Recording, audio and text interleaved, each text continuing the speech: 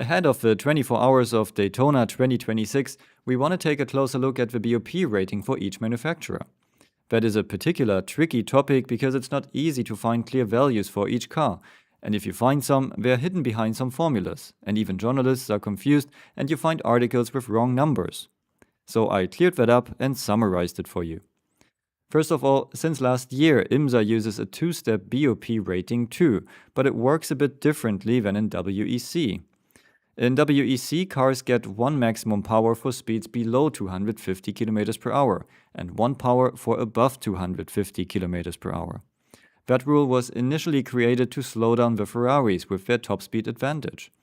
But since you can regulate cars a bit more precisely in low and high speeds, IMSA uses that system now as well. But here, there is a power for speeds of up to 230 km per hour and one maximum power for speeds above 240 km per hour. Between these speeds, there is a linear transition. And now let's have a closer look at the BoP ratings for the 24 hours of Daytona 2026. Behind each number is a story. The Acura has the biggest weight, but we have to say that the weight difference between cars is relatively small compared to the WEC.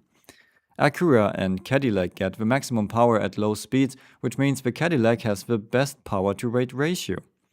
It's the other way around at high speeds, where Acura and Cadillac gets the lowest power, which results in the Acura having the worst ratio at high speeds. But again, the difference in power is pretty small compared to WEC. The Aston Martin was not very competitive in the past and hence drives with minimum weight, but also the lowest power in low speeds. They have too much drag and hence get the maximum power in high speeds, which results here in the best rating. BMW and Porsche have been updated as well, and they have the same power and almost the same weight, so the regulators were a bit careful here with these new versions. And interesting is that the JDC Miller Porsche is allowed to drive the old 2025 version. All other Porsches will have the new 2026 update. And also IMSA now introduced rules to forbid competitors to talk about BoP publicly. So we have a field which sits very close together in terms of weight and power. Cadillac and Acura have the maximum power in low speeds but are punished on the straights. The Aston Martin is pushed to better top speeds, and BMW and Porsche have a pretty balanced rating. So who is your favorite for the 24 hours of Daytona? Let me know in the comments below and see you at the next one.